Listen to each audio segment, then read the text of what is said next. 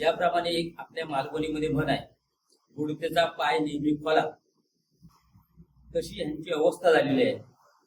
यांच्याकडे कोणत्याही प्रकारचं जे धार्मिक कृत्य करण्याचं साधन असतं किंवा सूचित असते, हे कुठल्याही प्रकारचं यांच्याकडे नाही. यांच्याकडे कुठल्याही प्रकारची सिद्धी नाही. यांच्याबाबत आज जिल्ह्यात जे काही लोक समर्थनार्थ गोष्टी करत आहेत, त्याचबरोबर जे 12-5 पंचायत प्रत्येक गावामध्ये असतं, त्या गावराठीप्रमाणे त्या 12-5 पंचायतांतले प्रमुख मानकरी किंवा नागरिक ज्या पद्धतीने आपले प्रतिक्रिया देत आहेत, ते संपूर्णपणे वराड गाव वासियांच्या आम्ही बरोबर आहोत अशा प्रकारच्या त्यांच्या भावना आहेत. मुद्दा क्रमांक 2, आज हे ज्या पद्धतीने सांगत आहेत की वराडामधील काही लोक आमच्या बरोबर आहेत, त्यांचं आम्हाला समर्थन आहे, हे पूर्णतः चुकीचं आहे. वराड गाव हा या स्फटिक लिंगाविरोधात पूर्णपणे एकसंघ आहे आणि एकनिष्ठ आहे, की त्यांची सर्वांची भावना आहे की हे स्फटिक लिंग ह्या गावामध्ये असू नये. हे निर्विवाद सत्य आहे आणि हे त्रिकालवादी सत्य आहे. त्यामुळे त्यांनी ज्या पद्धतीने आता भूमिका घेतलेली आहे की कुठेतरी समर्थन मिळवावं चुकीच्या पद्धतीने, आणि ते नेहमीच आता चुकीच्या पद्धतीने समर्थन मिळवण्याचा प्रयत्न करत आहेत, because they are wrong person. यांच्याकडे कुठल्याही प्रकारची सिद्धी नाही. आणि जर सिद्धी असेल तर ह्यांचे सहकारी असलेले दानोलीतले एक युवक यांनी काही दिवसापूर्वी जो व्हिडिओ अपलोड केलेला आहे, त्या व्हिडिओ बाबत ह्यांनी प्रतिक्रिया का दिली नाही? माझं असं म्हणणं आहे की त्यांना जर ह्याबाबतची काही त्यांची भूमिका असेल तर दानोलीचा जो युवक होता त्याने आपली भूमिका जी स्पष्ट केलेली आहे त्या भूमिकेवर यांनी प्रतिक्रिया द्यावी. ते टाळत आहेत प्रतिक्रिया देण्याचं, आणि एकंदरीत संपूर्ण या जिल्ह्यातल्या लोकांची, वराडा गावातल्या लोकांची दिशाभूल करण्याचा ते प्रयत्न करत आहेत. कृपया त्यांनी ते आता थांबवावं, कारण त्यांची आता घटिका भरत आलेली आहे. एवढंच मी प्रसंगी सांगू इच्छितो. आणि त्यांनी याबाबतचा सूचक बोध घेण्यात यावा. त्यांनी सूचक बोध घ्यावा आणि आपली भूमिका काय ती त्यांनीच ठरवावी.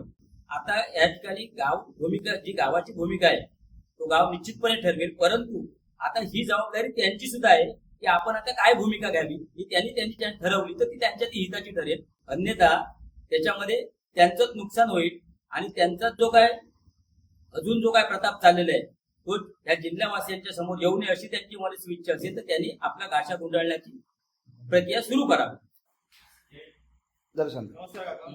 आता प्रत्येकाने स्वतःचं मत इथे या ठिकाणी मांडलेलं आहे आणि या कार्यक्रमाच्या म्हणजे आपण ज्या कार्यक्रमाच्या गोष्टीसाठी इथे उद्देशाने इथे जमलो होतो तो उद्देश पूर्ण झाला, बरोबर.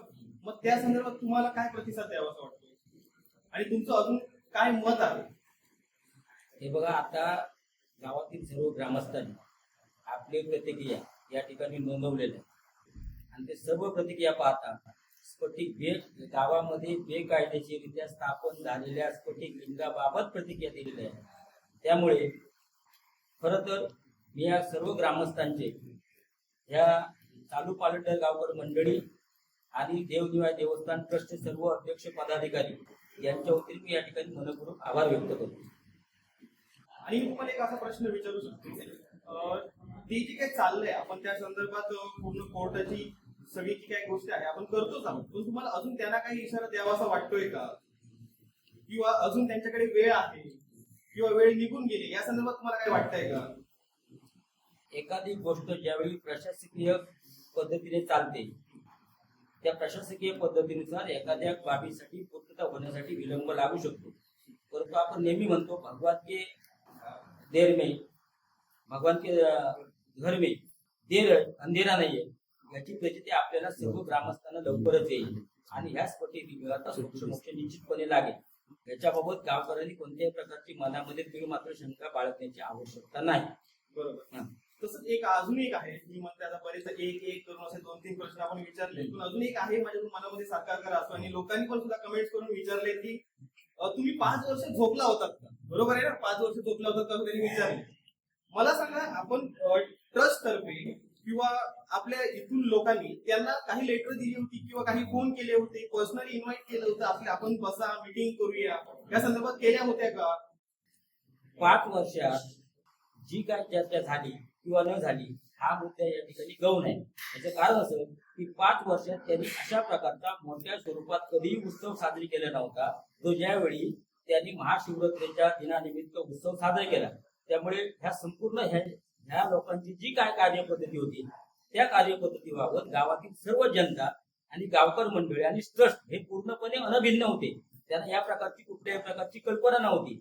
आणि त्यांनी एक गोष्ट आता लक्षात घ्यावी, हा जो महाराष्ट्र आहे हा पुरोगामी विचारांचा महाराष्ट्र आहे, फुलेशाह आंबेडकर विचारांचा महाराष्ट्र आहे. त्यामुळे अशा महाराष्ट्रात अंधश्रद्धेला कुठल्याही प्रकारचा थारा नाही, हे या लोकांनी समजून घेतलं पाहिजे. कोरटकर काका, तुम्हाला अजून एक प्रश्न विचारतो, कारण सरकार मला वाटतं 1, 2, 3, 4 प्रश्न कंटिन्यू विचारतो आणि सांगते की आम्हाला शेवटचा प्रश्न आहे, शेवटचा प्रश्न आहे. मी तुम्हाला विचारेन की प्रत्येक लोक विचारतात कमेंट्स मध्ये किंवा व्हिडिओ मध्ये, हे लोक झोपली होती का 5 वर्ष? काय केलं 5 वर्षामध्ये? त्यांना जाग नाही आली का? ग्रामस्थ झोपले होते का? गावकरी झोपले होते का? हे प्रश्न विचारतात. मला हे जाणून घ्यायचंय की तुम्ही तुमच्या संस्थेतर्फे किंवा तुमच्या गोष्टीतून वैयक्तिकरित्या काही त्यांना पत्रव्यवहार केला होता का, किंवा वैयक्तिक कॉल करून सांगण्यात आलं होतं की तुम्ही या, आपण बसू, या गोष्टी काही केल्या होत्या का? ज्यावेळी तिथल्या स्थानिक जो आता काय स्फटिक लिंग बसवलेला आहे त्या ठिकाणचे रहिवासी होते, त्यांनी या संदर्भात विस्तर तक्रार देवदेव देवस्थान समिती ट्रस्ट वराड यांच्याकडे नोंदवलेली होती. त्या ट्रस्टच्या अनुषंगाने यांनी सुद्धा 4 वर्षात कुठल्याही प्रकारची त्याची ऍक्टिव्हिटीज केलेली नव्हती. त्यामुळे कदाचित आम्ही ट्रस्ट शांत होती, परंतु त्यांनी हा उत्सव मोठ्या प्रमाणात केल्यानंतर त्याची आम्हाला कुणकुण लागली ज्यावेळी ट्रस्टीजला, त्यावेळी या संदर्भात त्यांना विस्तर आम्ही फोन केलेला होता. आता त्या फोनमध्ये ज्या संबंधित जागेचे अधिकृत जे मालक होते त्यांच्याशी ट्रस्टने संपर्क साधण्याचा प्रयत्न केलेला होता. जे लोक तिथे बेकायदेशीर घुसखोरी करून वास्तव्य करत आहेत त्यांचा ट्रस्टचा कोणत्याही प्रकारचा दुरान्वयी संबंध नाही. त्याने ट्रस्टीजने त्यांना सांगण्याची आवश्यकता नाही. परंतु ज्या जागेमध्ये, ज्या मालकांच्या जागेमध्ये ते वास्तव्य करत होते बेकायदेशीर, त्या संबंधित मालकांना ट्रस्टीजने याबाबतची कल्पना दिलेली होती आणि स्वतः त्याने ट्रस्टीजने त्यांना, आम्ही ट्रस्टीजच्या वतीने त्यांना आमंत्रित केलेलं होतं की तुम्ही या मीटिंग मध्ये या आणि तुमची भूमिका विशद करा. परंतु संबंधित जे जागेचे मालक होते किंवा जे त्या असता तिथले जागा म्हणा किंवा जे त्यांच्या पोझिशनचे मालक होते त्यांनी कुठल्याही प्रकारचं ट्रस्टीजला सहकार्य केलं नाही. त्या मीटिंग मध्ये ते अनुपस्थित राहिले आणि त्यांनी कुठल्याही प्रकारचं ट्रस्टीजला याबाबतचा खुलासा केलेला नाही.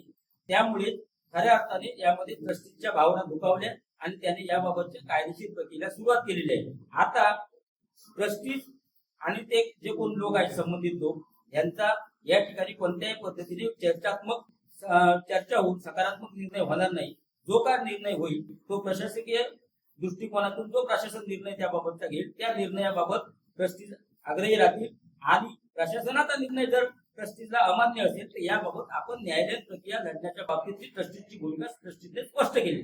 बरोबर. मला असं वाटतंय की कारण त्यांनी जे लेटर आपल्या घेऊन आले होते शेवटला, ज्यावेळी आपण मला वाटतं प्रशासकीय कारवाई करण्यासाठी जेव्हा आपण खूप पुढे निघून गेलो त्यावेळी ते मला वाटतं लेटर घेऊन आले होते आणि त्या लेटरवरती असं सांगू इच्छितो की एक पॉइंट नोट करा, रुद्रनाथ फाउंडेशन हे एवढं मोठं संस्थान आहे, ते जर म्हणताय मग त्या संस्थेला किंवा त्या फाउंडेशनला एवढं समजत नाही की ज्या ठिकाणी तुम्ही राहतात तो सावरवाड एक वाडी आहे ना की गाव, आणि तुम्ही जे लेटर देताय ते सावरवाड गाव या हिशोबाने देताय तुम्ही आमच्या वराड गावाला, मग ते कसं आम्ही स्वीकारणार? त्यांना ते समजलेलं नाही.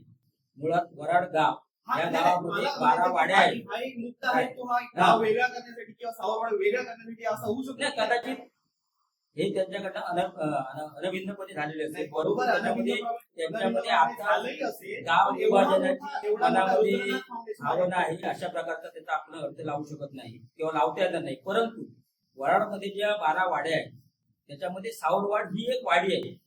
या गावातली अंतर्गत वाडी आहे. जरी महसुली गाव म्हणून त्याला मान्यता वेगळी शासनाने दिलेली असती तरी मुळात वराड गाव हा एकसंघ गाव आहे आणि वराड गावातले महसुली गाव ते आहे. परंतु गावात एकसंघ ते 12 वाडे असल्यामुळे त्यांनी स्वतंत्र जे निवेदन दिलं ते चुकीचं आहे.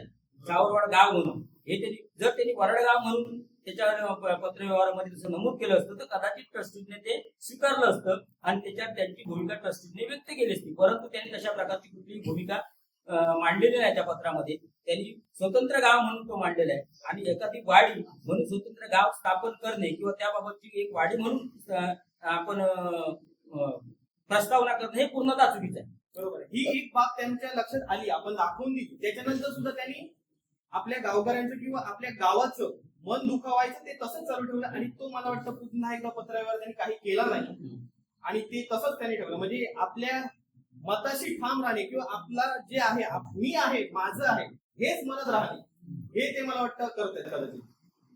त्याच्यात मी यापूर्वी प्रतिक्रिया दिलेली आहे की बुडतेचा पाय नेहमी खोलात असतो. 100% आता तशी त्यांची अवस्था झालेली आहे. बुडतेचा पाय खोलात आहे. त्यांना आपल्या अस्तित्वाची जाणीव झालेली आहे की आम्ही मुळात हे जे काही कृत्य केलेलं आहे हे बेकायदेशीर आहे, चुकीचं केलेलं आहे आणि आता ह्या चुकीमुळे जे काही परिणाम होतील ते संपूर्ण गावाचा रोष त्यांना ओढून घ्यावा लागेल. देवन्याय देवस्थान वराड ही जी काय ट्रस्ट पंचायत नाही त्या पंचायतांना तर रोष ओढून घ्यावा लागेल आणि त्याच्यामुळे जी काय उद्या लढाई होईल ती कायदेशीररित्या न्यायालयीन प्रक्रियेत लढाई लढली जाईल. धन्यवाद.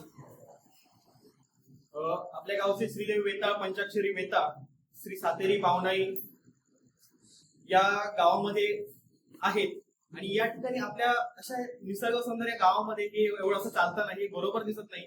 याचा प्रत्येकाने पाठपुरावा करावा आणि त्यानंतरच काही व्हिडिओना आपण पाठिंबा द्यावा असं मला वैयक्तिक वाटतंय. कदाचित मला वाटतं की माझं वैयक्तिक मत नसताना मला वाटतं हे बहुधा सगळ्यांचंच असावं आणि त्याने दिलेले जे आपले मत आहे हे खूप बहुमूल्य आहे आपल्या गावासाठी, आपल्या महाराष्ट्रासाठी, आपल्या सिंधुदुर्गासाठी, आपल्या देशासाठी. तर प्रत्येकाचे मी आभार मानतो आणि हा छोटासा व्हिडिओ त्यांच्यासाठी ज्यांनी आम्हाला कमेंट करून विचारले की तुम्ही गावामध्ये झोपून होता का, गावामध्ये तुम्ही काय करत होता, आतापर्यंत तुम्ही कुठे होता, हे 5 वर्षामध्ये एवढं मोठं झालंय, त्याच्यानंतर तुम्ही आता चालवलात का, त्या ठिकाणी पैसे दिसायला लागले त्याच्यानंतर तुम्ही आलात का, या त्या लोकांसाठी होता. धन्यवाद.